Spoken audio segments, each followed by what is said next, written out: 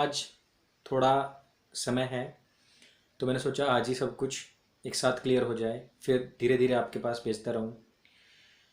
तो अभी अभी मेरे भाई का एक मैसेज आया। तो उसने कहा कि भले ही आप इस्लाम के ऊपर ना बोलो, तो लेकिन आप शिया और सुन्नी के ऊपर कुछ बोलो, क्योंकि जो शिया होते हैं वो हिंदुओं के बहुत नज़दीक होते हैं। तो पिछले दिनों भी यह इश्यू आया था, और उन्होंने कहा कि सुन्नी हमारे खिलाफ होते हैं, शिया हमारे नज़दीक होते हैं, और इस प्रकार की चर्चाएं कुछ इंटरनेट यूट्यूब पे आजकल चल रही हैं। तो उस विषय में मेरे क्या विचार हैं वो आप लोग पूछना चाहते हैं।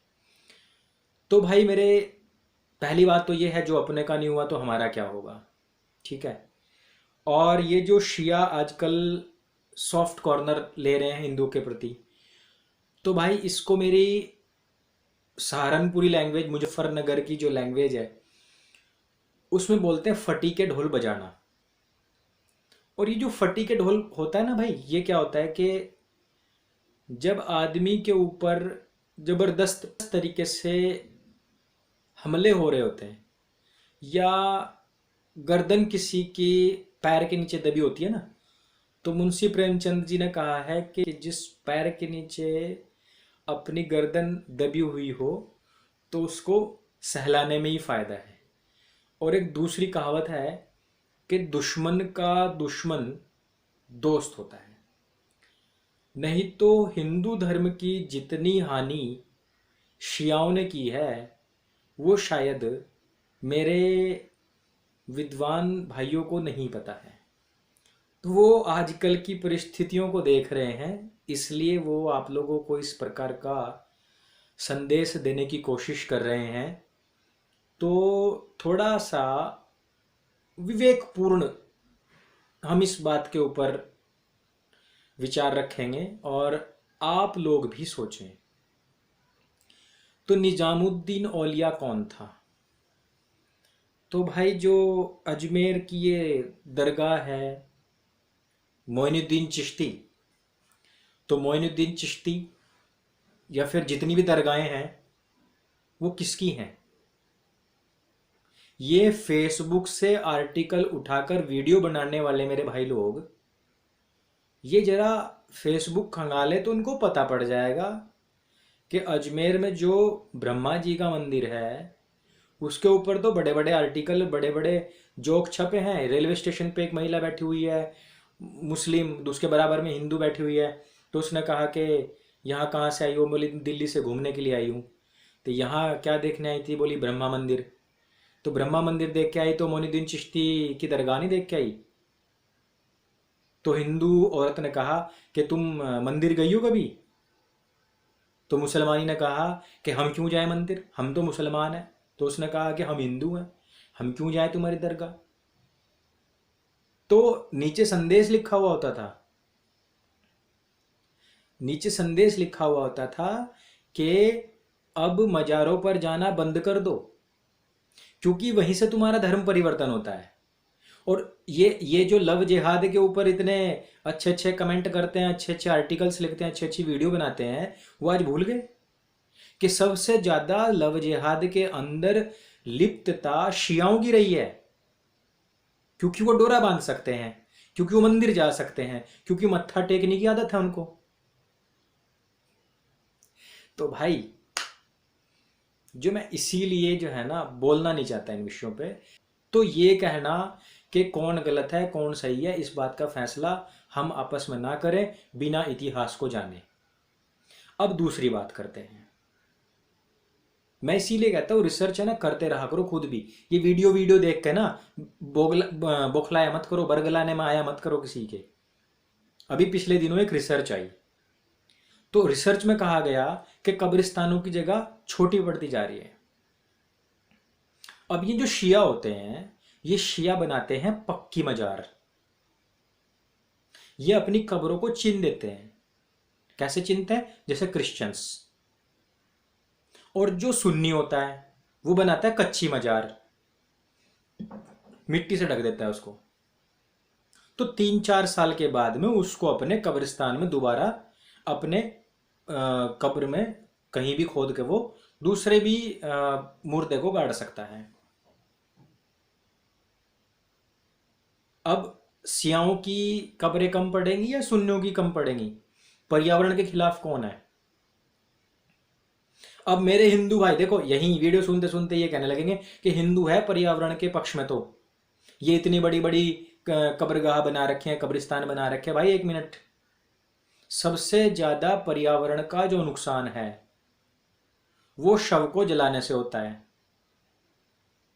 क्योंकि यदि आपने देखो, सच्ची बात बहुत कड़वी लगती है, आंखों में मिर्च लगती है,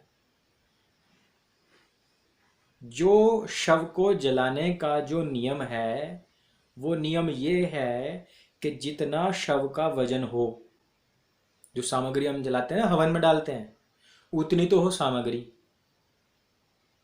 और उसका आधा हो घी, और चौथाई हो कपूर, और लकड़ियां वो भरपूर हो। मुझे भाई एक उदाहरण बता दो किसी आर्य समाजी के अलावा, आर्य समाजी विद्वान के अलावा, कि जिसकी चिता इस तरीके से जलती हो। अंतिम दिनों में मैंने आचार्य बलदेव जी की चिता जलती हुई देखी है। कोंटलो तो सामग्री लगी थी, उससे होता है पर्यावरण शुद्ध। भाई तुम्हारी आंतों में इतना इतना मल फंसा हुआ होता है, इस शरीर की जरा सी खाल जल जाए, चलो छोड़ दो सारी बात। मच्छर होता है ना, मच्छर रैकेट मारते हैं, इलेक्ट्रिक रैकेट, उसके धुएं में भी बदबू उठती है, नाक बंद कर लेते हो तुम। ये जो 1 क्विंटल का तुम्हारा शरीर है, और जब ये जलता है तो इसमें से बदबू नहीं निकलती। ये पर्यावरण को दूषित कर रहे हो।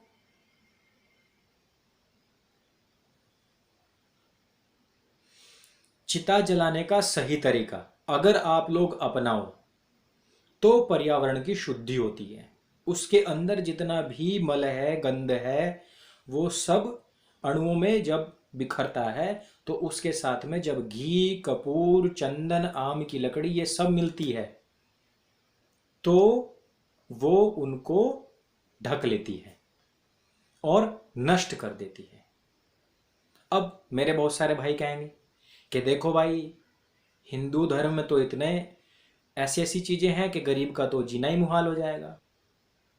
एक आदमी, गरीब आदमी ज्यादा ज्यादा 65 किलो का, 70 किलो का, तो 70 किलो सामग्री कहाँ से लेकर आएगा? उसके आधे का घी कहाँ से लेकर आएगा? चौथाई की कपूर कहाँ से लेकर आएगा? तो भाई मरणोपरांत भोजन कराते हो, 40-50 हज़ार, भाई मरे से मरा 40-50 हज़ार रुपये तो खर्च करता ही होगा। खिला के क्या करते हो? किसको प्राप्त होगा? मैंने पिछले वीडियो में कहा था जब श्राद्ध तर्पण की बात चली थी कि भस्मांतक शरीरम, भस्म होते ही अंत हो जाता है सभी कर्तव्यों का शरीर के। शरीर के भस्म होते ही, नष्ट होते ही सब चीजों का अंत हो जाता है। तो कौन सा कर्म बचा है उसके नाम का आप खाना खिला रहे हो?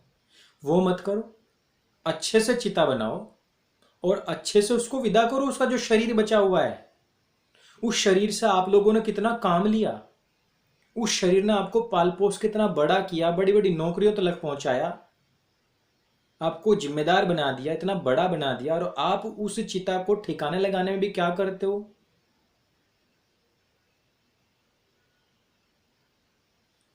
तो पर्यावरण के अनुकूल नहीं है शियाओं के कब्रिस्तान।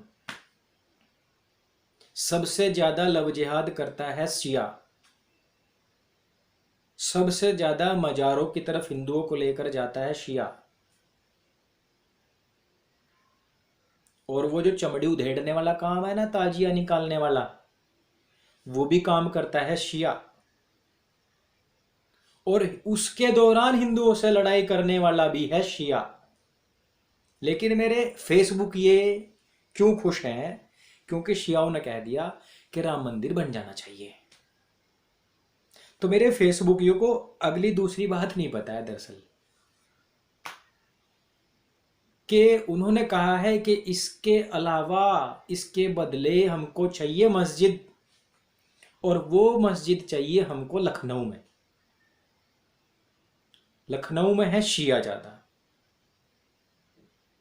तो सुन्नियों की तो मस्जिद नहीं बनेगी, शियाओं की तो मस्जिद बनेगी और हिंदुओं का मंदिर बनेगा। तो रहा स्वार्थी, और हिंदू भाई मेरा खुश। तो भाई 4-5 पॉइंट बताए हैं। पहला, फटी के ढोल बज रहे हैं। दूसरा, वो आपके साथ इसलिए है क्योंकि आप उसके दुश्मन के दुश्मन हो। तीसरा, उनको सहानुभूति मिलेगी तो आपके अंदर घुस के धर्म परिवर्तन करा सकते हैं। जिन्होंने धर्म परिवर्तन, धर्म मतलब संप्रदाय, जिसने सुन्नी को नहीं छोड़ा वो हिंदू को तो क्या छोड़ेगा। और चौथा, उसको बनवाना है अपनी मस्जिद। और पांचवा, छठा, सातवां आप खोज लो, बहुत सारे कुछ निकल जाएंगे। पर इन भ्रांतियों में मत जियो कि कौन अच्छा है और कौन बुरा है। ठीक है, तो आज के लिए भाई इतना ही। अच्छा लगा वीडियो तो आगे शेयर करो, लोगों तक भेजो, और सभी मेरे साथ मिलकर बोलेंगे सत्य सनातन वैदिक धर्म की जय। भाई शरण अंत में इसी में मिलनी है। ओ